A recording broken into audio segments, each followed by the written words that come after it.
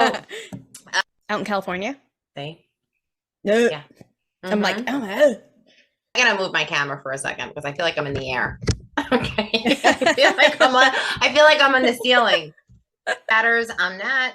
And I'm Kat, and welcome to the Ho Ho Ho Crime Chat. I'm your forensic femme fatale. Natalie is your true crime addict connoisseur. We're just two normal girls that obsess about dark crimes, evil minds, and occasionally the unknown. Even at Christmas time. Yes. And here's your disclaimer, chatters. The following crime chat contains adult content and descriptions of, yes, violent scenarios today. It will be interesting, so your listener discretion is advised. You have been warned, and before we get into today's crime chat, Kat, what have you done?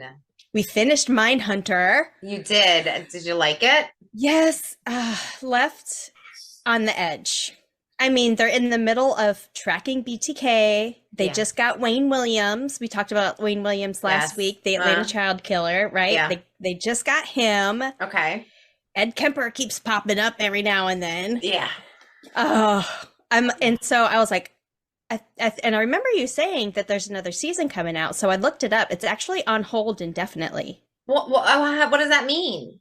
That means some of the Canceled? comments, Like, what the fuck does that mean? not canceled. The juice wasn't worth the squeeze.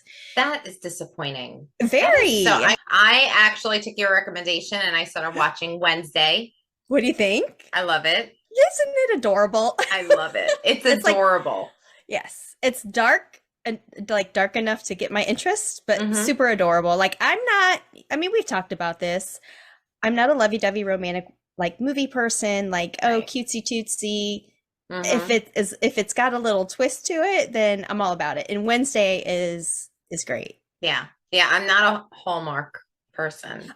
No, you know what? And I used to be. Like, what is it? What is the thing that you see? I'm either watching Christmas movies or serial killer documentaries. I'm either slaying or slaying. I always felt that Hallmark was always like a one note, one trick pony, same story, different. Yep. Different town. No, same town. Same town. It's always in Colorado. It's always in the Alps. It's always in some. I don't know. Although I am a Candace Cameron Bure fan, I love her to pieces. I love her when she was DJ Fuller. Was it Fuller? No, DJ off of Full House. Oh yes. Okay. Yes. Yeah. I like grew up with like Kirk Cameron and Candace Cameron and stuff. So I absolutely adore her, and she's in so many of those movies. But I haven't watched it I haven't watched those in like forever. But I am in the Christmas spirit. If you're watching on the video, I have my Christmas tree behind me. Not my Christmas tree, but my green screen Christmas tree. And I got my little Santa hat on with some snowflakes on it. So I'm in the Christmas spirit. And you have crime chat all over your face. I do. I wore my crime chat palette. I've got a little holiday sparkle in me with the Maryland glitter and some of the blood bathering and Black Dahlia on my face. And I am wearing Mad Love lipstick as well. What color is that Mad Love lipstick? This one is called Unbothered. Love it. Love it. It's got my like God. a pink on one end and then like a red on the other end. So it's a dual lip gloss, I guess. Yeah. So yeah, it's lovely. I'm feeling very, filled with the holiday spirit. I told my husband the other day, I know the last couple of years have been like really rough around the holidays, but he's like, I guess he never really noticed because I always do the decorations and I'll do the wrapping and, and I do a lot of that type of stuff. And I was like, you can show and you can like do all these things. It doesn't mean you like feel it. No. Yeah. But I'm kind of all about it this year. Are you? Good? Yeah. Good. I was listening to something on the radio today, like Sirius Radio, and they were like, Amazon is taking over our lives and she's listening and yada, yada, yada. I'm like, but she makes life so much easier. Like, I'm okay. I'm not that interesting that I'm worried about somebody listening. Like, I'm not what they're just going to say, oh my God, she's crazy or she's boring or whatever. Yeah. But I don't mind Alexa listening. I'm okay with that. If she can remind me to pick up toilet paper, I'm like, not a problem, girl. Thank you. You have my back. Thank you, Alexa. Thank you. I wonder if she hears. She's spinning right now. I was going to say, I wonder if she's listening because mine's right across in our bedroom. She's still a nosy bitch, but Yes. Yes. she's useful. Very useful. Amazon is a lifesaver, and it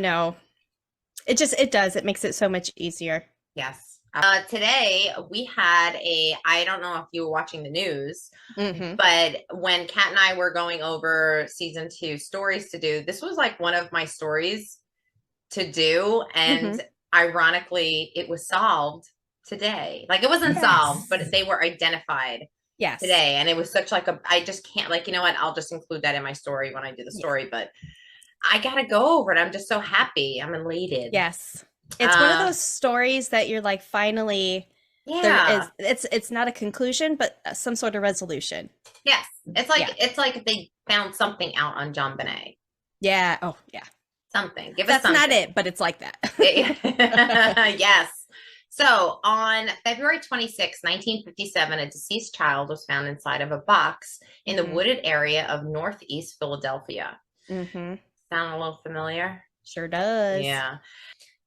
Officials said that in his very short life, it appeared that the child experiences horrors that no one should have ever been subject to. Authorities asked at the time for the public to help to identify the boy, and Mm-hmm.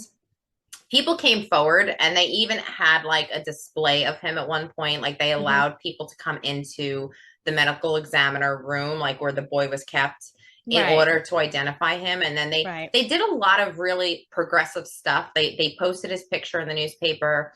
They even like posted a picture, and they sketched his face and opened his eyes Mm-hmm. so that people can get a better like view. Maybe they did see that kid walking down the street or something.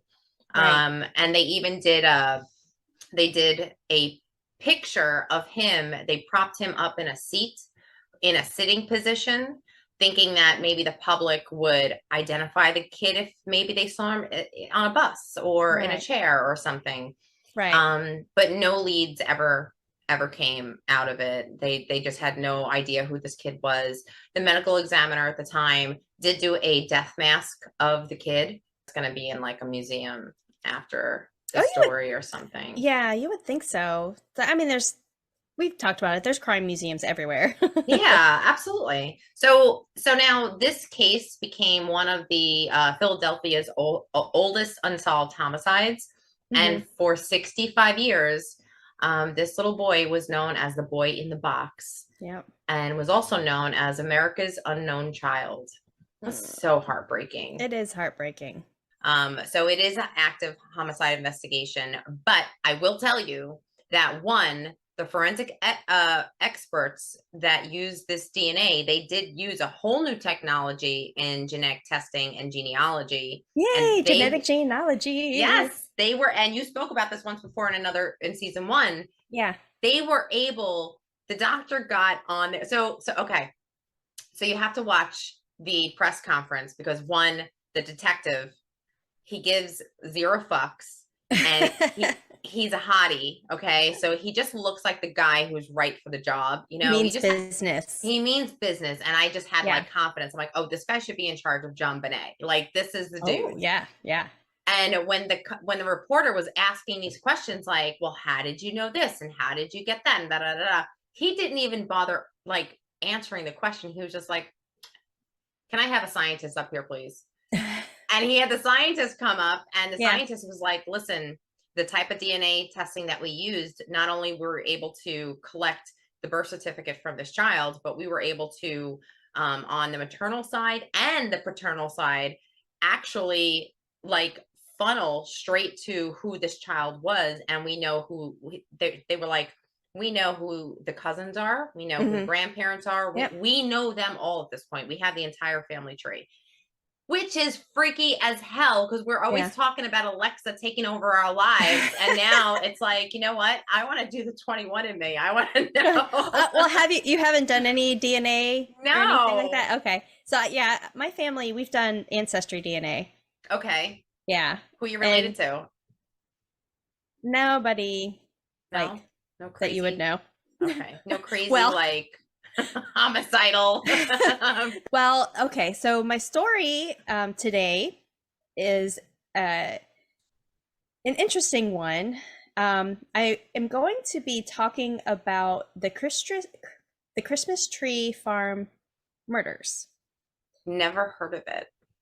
You may when I kind of get through the story, but Okay. there's twists, there's turns, there's Okay. drama. All right. But while I was researching this story, I did not realize how many like Christmas tree horror movies were out there. And I on the Patreon, I'll post some like movie posters, like Yeah. the Christmas tree coming alive and coming to get you. And it reminds me of like the three-headed shark movies, Yes. like the sci-fi Sharknado. Yeah, exactly.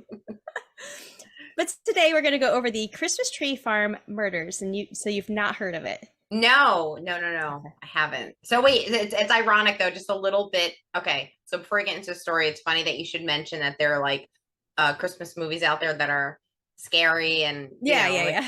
I just watched that movie Violent Night. Violent Night? Yes. Is it good? Fucking amazing, but it's weird because it's Santa. Yeah. Is like the guy dishing out the kick-ass. Yeah. And it's just so weird. I love those like those kind of movies like Bad Santa and like twists, right. know, not the traditional happy-go-lucky. Oh, we talked about the Hallmark movies and all that, but oh my God. Well, every holiday season, more than 75 million Americans take part in decorating a Christmas tree. Most probably don't think about where the tree comes from, but today's story goes deep into the Blue Ridge Mountain Range of North Carolina. Known as Pine Tree Heaven, North Carolina is one of two leading states of Christmas tree production, and the other state is Oregon. Now, in the community of Grassy Creek, North Carolina, the people are proud about their trees, and every year there's a contest among the Christmas tree farmers, and this is held by the National Christmas Tree Growers Association. Oh, yes, there is such a thing. The winner of this competition supplies the White House Christmas tree. Oh, cool. Okay. Yeah. All right.